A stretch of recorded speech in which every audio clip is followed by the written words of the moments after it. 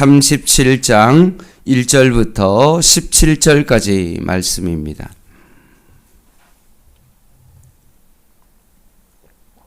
창세기 37장 1절부터 17절까지 말씀 한 절씩 교독하겠습니다.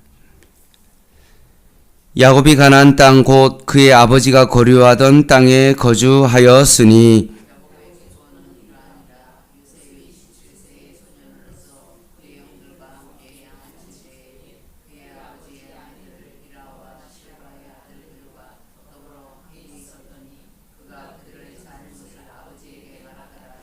요셉은 노년에 얻은 아들이므로 이스라엘이 여러 아들들보다 그를 더 사랑함으로 그를 위하여 채색 옷을 지었더니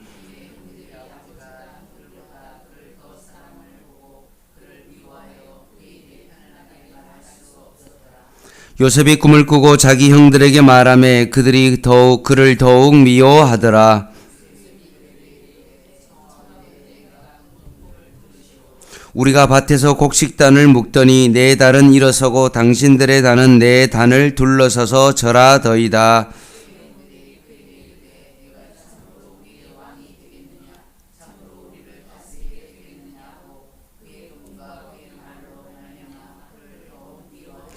요셉이 다시 꿈을 꾸고 그의 형들에게 말하 이르되 내가 또 꿈을 꾼즉 해와 달과 11변이 내게 절하더이다 하니라.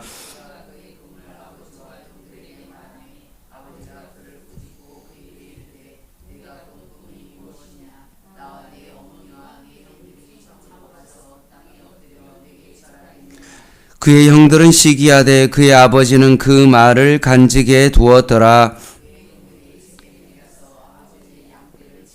이스라엘이 요셉에게 이르되 내 형들이 세겜에서 양을 치지 아니하느냐 너는 그들에게로 보내리라. 요셉이 아버지에게 대답하되 내가 그리하겠나이다.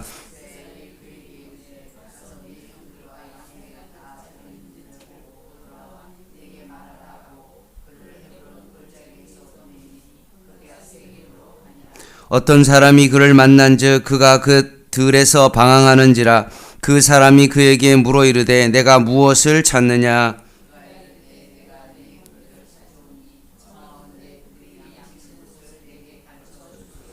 그 사람이 같이 읽겠습니다. 그 사람이 이르되 그들이 여기서 떠났느니라. 내가 그들의 말을 들으니 도단으로 가자 하더라 하니라. 요셉이 그의 형들의 뒤를 따라 가서 도단에서 그들을 만나리라. 아멘. 창세기 36장 7절 말씀을 한번 보시기 바랍니다.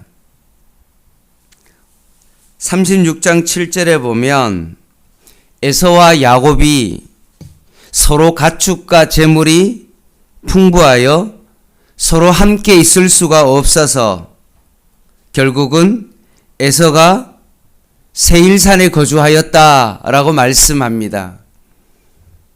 그러면 에서는 세일산에 거주했는데 야곱은 오늘 본문 37장 1절 말씀에 보면 가나안 땅 곧 그의 아버지가 거류하던 땅에 거주하는 그 배경으로 오늘 본문이 시작합니다. 1절 말씀부터 이렇게 쭉 보면 야곱의 가족은 재물이 풍부하였으므로 가나안 땅에 거주하고 있고 지금 야곱의 족보를 설명하고 있는데 분명 나이 순으로 분명히 해야 되는데도 불구하고 오늘 1, 2절 말씀을 보면 누가 가장 먼저 나옵니까? 요셉이 먼저 나온다는 겁니다. 그리고 형들에 대해서는 뭐라고 표현하고 있냐면 그저 빌하와 실바의 아들들이라고 소개하고 있죠. 야곱에게는 많은 아들이 있었지만 야곱은 유독 요셉을 너무나 사랑하고 있습니다. 노년에 얻은 아들이기도 하고 자신이 사랑하는 그 라헬을 통해서 낳은 아들이기 때문에 그렇습니다. 이런 야곱의 편향적인 어떤 그런 모습이 어디에서 드러나냐 하면 3절에 보면 요셉에게 채색 옷을 입혔다라고 되어 있습니다.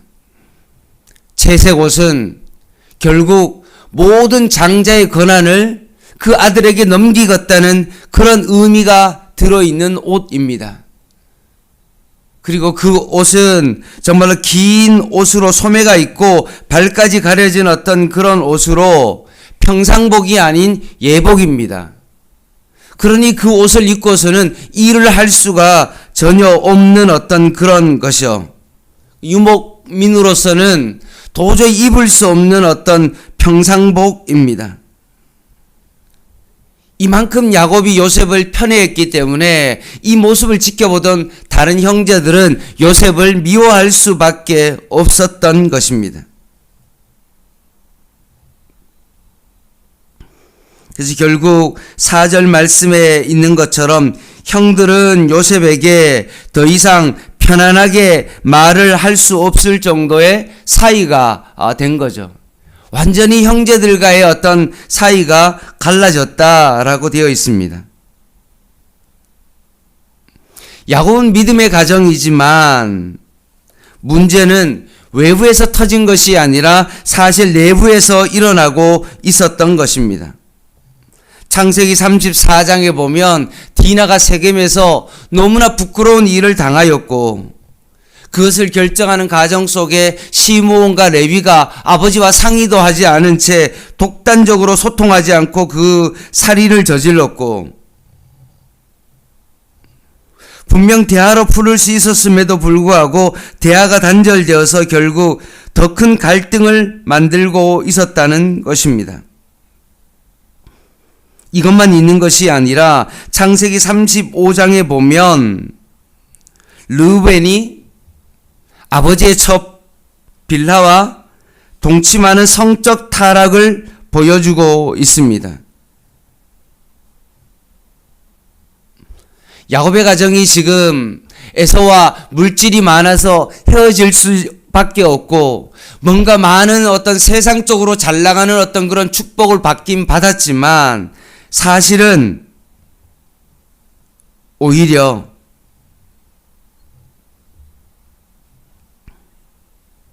가족 간의 내부의 단절과 대화의 소통의 부재로 인하여 그 가정은 뭔가 지금 잘못되고 있다는 것을 오늘 본문을 통해서 볼 수 있습니다.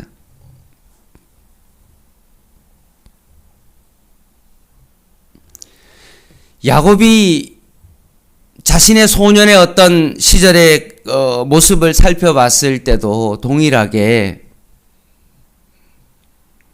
자신의 어머니로부터 편애를 받아서 결국 형 에서로부터 피하기 위하여 도망자 생활을 했고 계속 어머니와 이별할 수밖에 없는 어떤 그런 삶을 본인이 살았음에도 불구하고 지금 그와 똑같은 전철을 지금 요셉이 지금 밟고 있다는 것을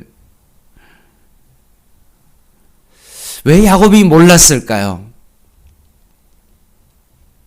자신이 그런 삶을 살았으면 나는 자식에게는 전혀 그렇게 하지 말아야지 라고 그렇게 해야 되는데도 불구하고 오히려 똑같은 모습을 지금 보고 있는 것입니다. 결론적으로 어떻게 됐습니까? 요셉이 다른 아들보다 더 사랑했기 때문에 요셉을 멀리 떠나보낼 수밖에 없었고 나이가 들어서 추후에 만나게 되는 그런 결론을 우리가 알고 있습니다.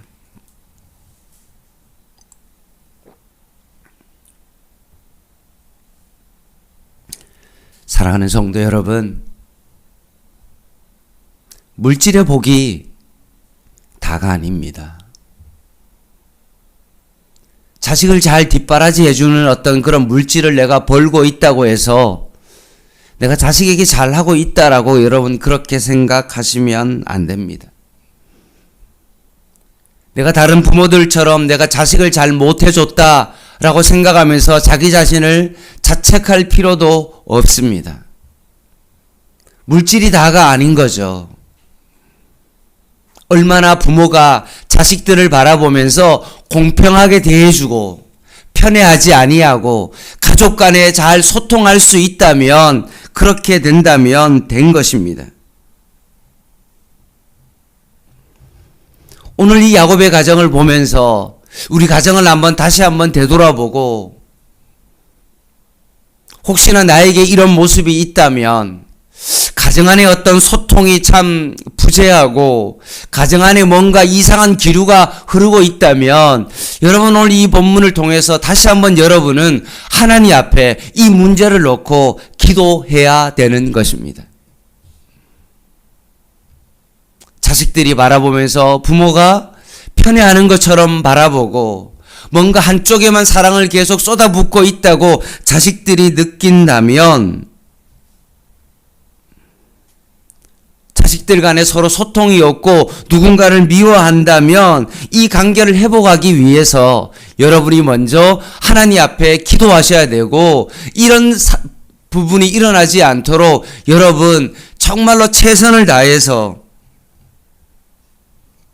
이 문제를 해결해야 합니다. 오늘 요셉이 자신이 꿈을 꿨습니다. 이 꿈은 고대 근동에서 어떤 의미로 작용하냐 하면, 하나님의 뜻을, 신의 계시를 전달하는 방법이 꿈이거든요. 근데 이 꿈을 요셉이 꾸게 되었습니다. 성경에도 종종 꿈과 환상을 통해서 선지자들에게 하나님이 말씀했던 것처럼, 요셉이 어떤 꿈을 꿨습니까?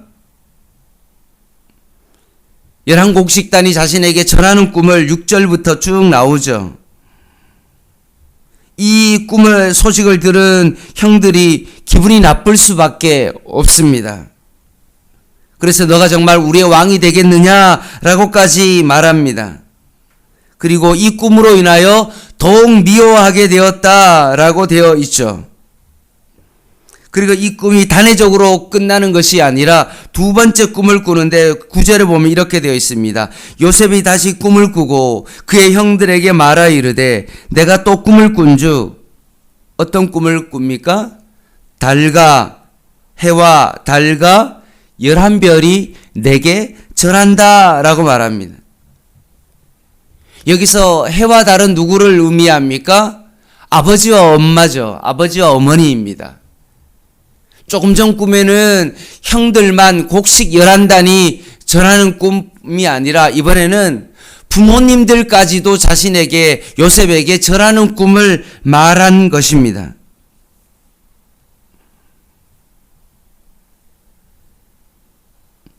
요셉은 그냥 꿈을 꾼 대로 그냥 말한 것 뿐인데, 형들과 아버지가 자신을 꾸짖고 있는 겁니다. 가족의 반응은 어떻습니까? 10절 말씀에 있는 것처럼 형들은 요셉의 말로 시기하였고 아버지 야곱은 요셉을 10절에 보니까 나무랍니다. 그런데 11절 하반절 말씀에 뭐라고 되어 있죠? 그의 아버지는 그 말을 어떻게 해요? 간직해 두었더라. 왜 간직해 두었을까요? 창세기 28장에 보면 요셉이 형을 에서를 피해서 밧담 아람으로 가는 과정 속에 홀로 외롭게 남았을 때, 돌베개하고 그렇게 누워 있었을 때 꿈을 통하여 하나님을 만나는 그런 경험을 했기 때문에 그렇습니다. 그래서 오늘 야곱이 그 사실을 마음에 간직해 두고 있었던 것입니다. 아무튼 형들은 요셉을 미워하는 그 감정이 처음보다 더 커지게 된 것입니다. 이런 가운데 어느 날 야곱이 요셉을 형들에게 보냅니다. 야곱이 거주했던 곳은 어디냐 하면 헤브론인데, 형들이 거주하고 있는 것은 어디냐 하면 양떼를 먹이기 위해서 먼 곳으로 이동했거든요. 결국 그 땅에 기근이 있었기 때문에 여기에서는 정말 그 목축을 할 수 없기 때문에 양떼를 먹일 수 없어서 결국 형들이 세겜까지 갔는데 그 세겜까지 그 요셉에게 야곱이 형들을 좀 한번 가서 찾아봐라.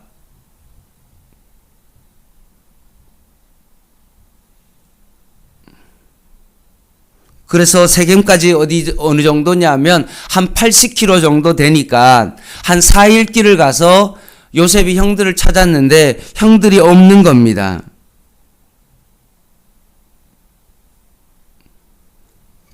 형들과 양떼들이 좀 어떻게 있는지 그 소식을 알기 위하여 보냈는데 형들을 만날 수 없자 어떤 사람이 나타나서 15절에 말하는데 너 형들이 여기서 떠났는데 도단이라는 곳에 갔다라고 말합니다.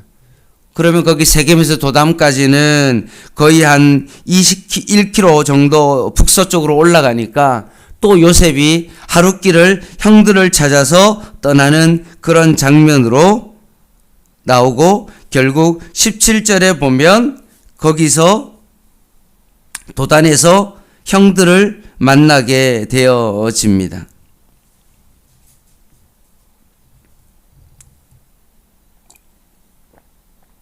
말씀을 마무리하겠습니다. 형들의 시기적 존재가 되어진 요셉이 결국 여기에서 큰 일들이 벌어지게 됩니다.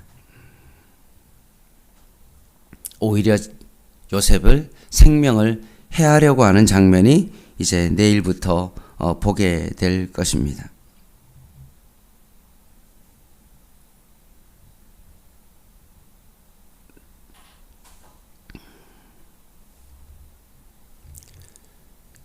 야곱이 요셉만 챙기지 아니하고 형들의 생명도 잘 지켜주고 보호해야 되는데 한 사람만 편애하자 결국 형들도 요셉의 생명을 보호하지 않는 그런 모습으로 오늘 등장하고 있습니다.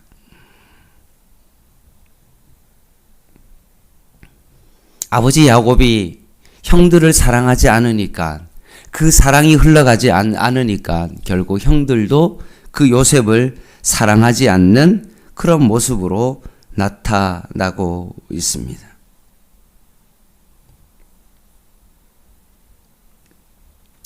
사랑하는 성도 여러분, 오늘 본문을 통하여서 다시 한번 우리는 우리의 가정을 되돌아봐야 됩니다.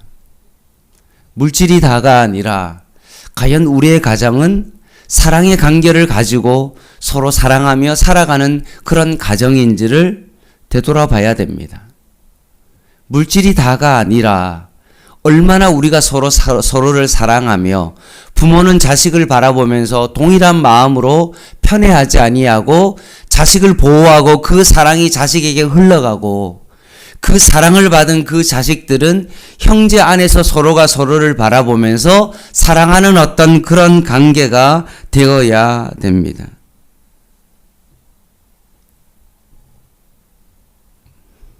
믿음의 가정이라고 말하고 우리 가정은 예수를 믿는 가정이라고 말하면서 오늘 본문에 있는 것처럼 서로 시기와 질투가 가득한 그런 가정은 아닌지를 다시 한번 살펴봐야 됩니다.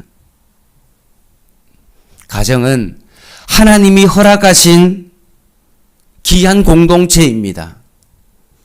교회가 하나님께서 세우시고 그 교회는 함부로 어떻게 할 수 없는 것과 마찬가지로 하나님께서 세우신 두 개의 기관이 있는데 하나는 교회이고 하나는 가정입니다.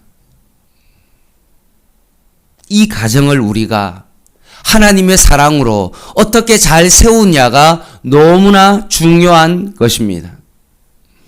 오늘 이 말씀을 통해서 우리의 가정을 한번 되돌아보시고 하나님의 사랑이 우리 가정 가운데 넘치고 있는지를 다시 한번 잘 살펴보셔서 혹시나 그런 사랑이 정말로 부족하다라고 생각되어 주시면 오늘부터 하나님 앞에 더 엎드리시고 이런 믿음의 가정으로서 사랑이 흘러넘치는 그런 가정 되시기를 주님 주님의 이름으로 간절히 부탁을 드립니다. 기도하겠습니다.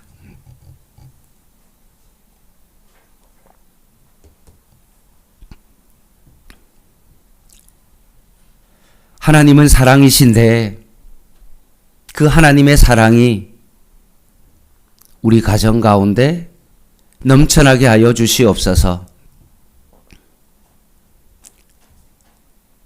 부모가 자녀를 편애하고 서로가 서로를 지켜주지 못하고 시기와 질투가 가득 찬 하나님 아버지 야곱의 가정을 바라보며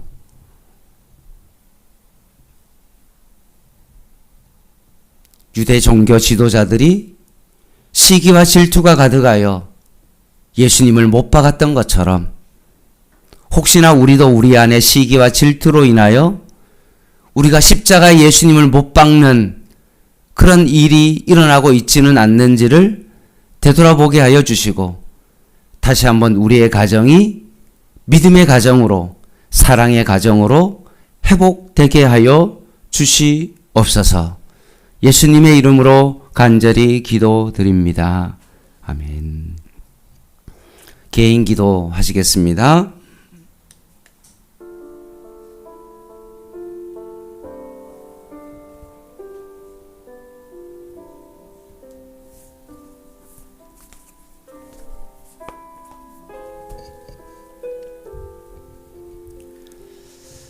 하나님, 오늘 이 말씀을 통해서 우리의 가정이 회복되게 하시고 다시 한번 우리의 가정이 말씀 앞에서 바로 설 수 있도록 하나님 우리의 가정을 붙잡아 주시옵소서.